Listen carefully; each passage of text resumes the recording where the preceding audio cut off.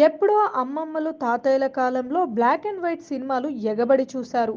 కానీ ఇప్పటి టెక్నాలజీలో మామూలు కలర్స్లో తీస్తేనే ప్రేక్షకులను మెప్పించడం కష్టంగా మారిపోయింది. ఐమాక్స్, డాల్బీ విజన్, 8K అంటూ రకరకాల మార్పులతో ఆడియన్స్ సరికొత్త అనుభూతికి లోనవుతున్నారు. ఈ కారణంగానే హైదరాబాద్ ప్రసాద్ ఐమాక్స్లో ఉన్న లార్జ్ స్క్రీన్కు ప్రత్యేక ఫ్యాన్స్ ఫాలోయింగ్ ఉంది.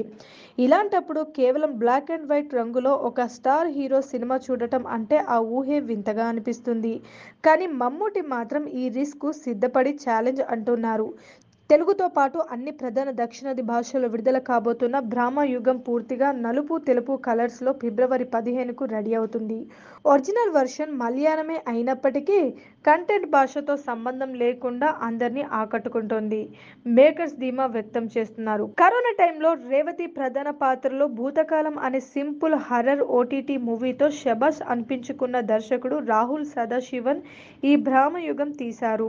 ప్రత్యేకంగా బీజీఎం సౌండ్ ట్రాక్ని ఇటీవలే యూట్యూబ్లో రిలీజ్ చేయడం హాట్ టాపిక్గా మారింది. ఒకవేళ ఇది సక్సెస్ అయితే మరికొందరు ఇదే బాట పట్టే అవకాశం లేకపోలేదు. 2023లో దర్శకుడు రాజ్ మదిరాజు ఇదే తరహాలో గ్రే అనే సినిమాను కేవలం బ్లాక్ అండ్ వైట్లో తీశారు. కానీ జనాలు అస్సలు పట్టించుకోలేదు. స్టార్ కాస్టింగ్ లేకపోవడం ఒక మైనస్ అయితే థ్రిల్లింగ్ కంటెంట్ లేకపోవడం ఇంకో దెబ్బ.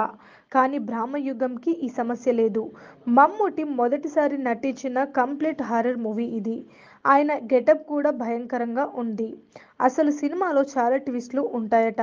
హీరోయిన్ పాటలు, కమర్షియల్ మసాలా ఇవేవీ లేని ఈ ప్రయోగం ఎలాంటి ఫలితం ఇస్తుందో చూడాలి. Please subscribe Pragna Media. Please like, share, subscribe to Pragna Media. Pragna Media, please do like, share and subscribe. Please subscribe to Pragna Media. Please like, share and comment if you like the video. Pragna Media.